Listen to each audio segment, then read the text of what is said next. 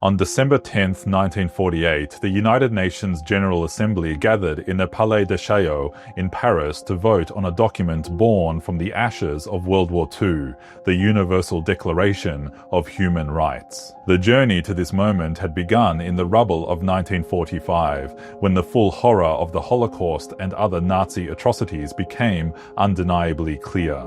The Nuremberg trials had established that individuals could be held accountable for crimes against humanity, but the international community realized it needed to define what basic human dignity actually meant before such crimes could be prevented. Eleanor Roosevelt, the formidable widow of President Franklin D. Roosevelt, chaired the UN Commission on Human Rights that would draft the declaration. She brought together representatives from 8 countries with vastly different cultures, legal systems, and political ideologies. The United States, Soviet Union, United Kingdom, China, France, Lebanon, Australia, and Chile. The task seemed impossible. How could communist and capitalist nations agree on fundamental principles? How could Western individualistic traditions mesh with non-Western communitarian values? How could nations with colonial empires draft universal principles that might challenge their own practices? The committee spent 2 years in intensive negotiations. The Declaration's opening words were carefully chosen.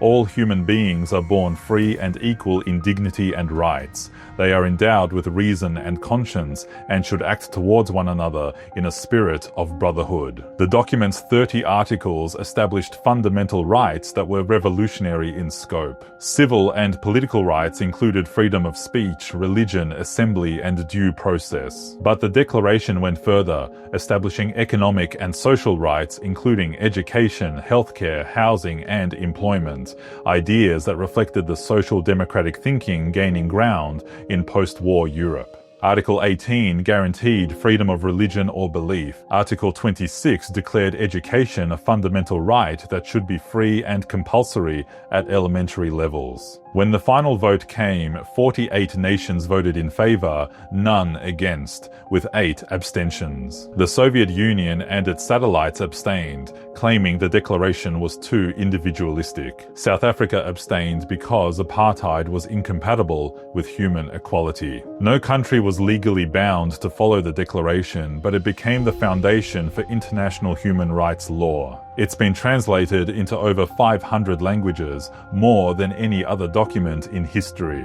From the civil rights movement to the fall of apartheid to the Arab Spring, activists worldwide have cited its principles in their struggles for justice and dignity.